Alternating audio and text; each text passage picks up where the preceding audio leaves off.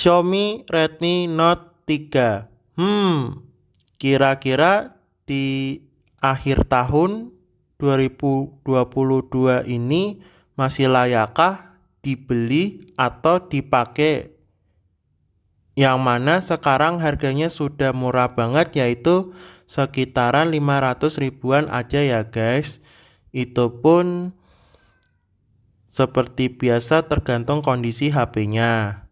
So, bagaimana sih kira-kira HP ini masih layakkah dibeli atau dipakai di akhir tahun 2022 atau awal tahun 2023 ini? Yuk langsung aja ke reviewnya.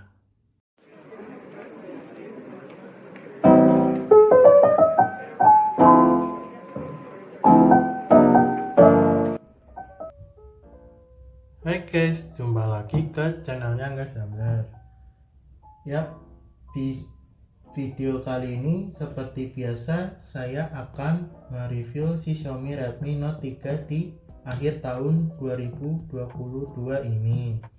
Seperti biasa bahas dulu harga dan speknya. Jadi saya beli HP ini di Shopee dengan harga 500-an. Itu pun tergantung kondisi HP-nya. Dan ternyata HP Redmi Note 3 ini yang saya punya garansi distributor. Untuk minusnya di bagian LCD-nya, bentar, di bagian LCD-nya sih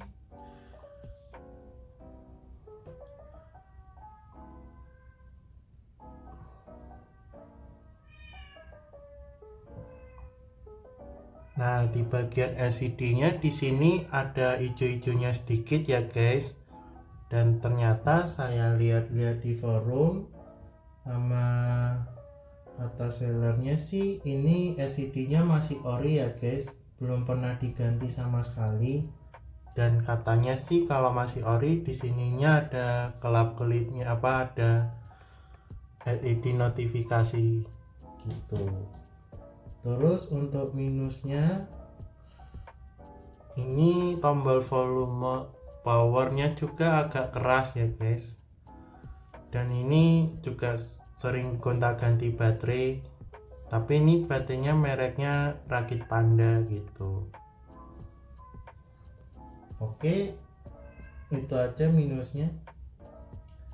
Dan untuk harga segitu dapat spek Snapdragon 650 dengan fabrikasi 28 nanometer, layarnya 5 inch, IPS LCD, Androidnya sudah di custom ROM Nusantara Project versi 32 dan versi Androidnya udah 11, memorinya 32 GB, RAM-nya 3 GB, dan baterainya yang merek Rakit Panda 4000 mAh. Untuk desain Xiaomi Redmi Note 3 memiliki berat mencapai 160 gram dan di bagian depannya belum dilapisi dengan Gorilla Glass, serta di backdoornya terbuat dari material metal yang solid. Untuk bagian layar Redmi Note 3 sudah memakai IPS LCD dengan berukuran layar 5,5 inch, resolusi layarnya sendiri Full HD yaitu 1080 kali 1920 pixel dengan kerapatan layar hingga 401 ppi. Dengan spesifikasi ini, layar Redmi Note 3 sebenarnya sudah tajam dan jelas. Hanya saja untuk pemakaian di bawah sinar matahari, tampilan layarnya sedikit kurang maksimal. Untuk kecepatan fingerprintnya sih masih sangat cepat banget. dan sangat akurat dan sangat responsif untuk kecepatan fingerprintnya. Nah, anehnya lagi HP ini pas udah di custom room Nusantara Project udah dibekali fitur Face ID atau Face Unlock, dimana pada zaman HP keluaran tahun 2016 lalu belum ada fitur Face ID dan Face Unlock. Dan anehnya lagi, Face ID dan Face Unlock-nya sangat responsif dengan baik dan cepat. Untuk ketik keyboardnya sendiri sih masih cukup lancar dan gak ada lag sama sekali untuk ketik keyboardnya. Nah, untuk keseluruhannya sih saya rasakan pakai custom room Nusantara Project versi 32 ini sangat lancar banget dan sangat smooth. Waktu buka aplikasi ringan seperti YouTube dan aplikasi ringan lainnya nggak kerasa lag dan lemot sama sekali. Tapi untuk pemakaian aplikasi ringan, HP-nya udah kerasa banget dan terkadang HP-nya lumayan panas pada saat nonton YouTube dan streaming film terlalu lama. Untuk speakernya sih masih mono dan belum stereo dan masih ada lubang jack audio 35 mm. Dan untuk kualitas suaranya sih menurut saya masih biasa aja dan serta kurang kencang.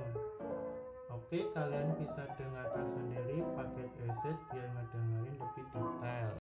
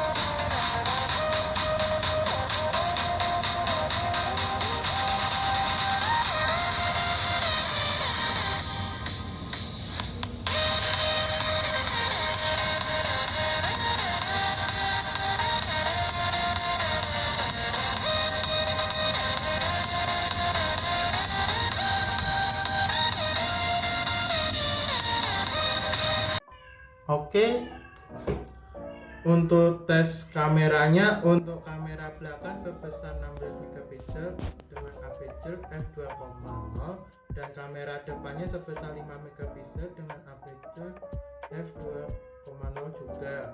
Resolusi videonya 1080p 30 fps. Dengan skala single kamera di bagian belakang dan depan cukup standar. Tentu Redmi Note 3 tidak terlalu unggul dibandingkan HP zaman sekarang. Meskipun begitu, untuk kamu yang butuh kamera di HP ini untuk pengambilan foto sederhana, rasanya Xiaomi Redmi Note 3 tidak terlalu mengecewakan. Nah, untuk hasil videonya sih sangat jernih dan halus. Dan ternyata saya cek di settingannya ada embel-embel 4K UHD dan padahal di HP ini waktu masih MIUI nya pasti tidak ada fitur 4K nya, tapi sayangnya tidak ada fitur stabilitasnya. Ya namanya juga HP keluaran tahun 2016, mana ada sih. Tapi aneh juga sih, setelah di custom room ada pengaturan 4K nya dan hasilnya jernih banget. Ya udah deh, untuk sampel videonya bisa nge-recording pakai resolusi 4K UHD.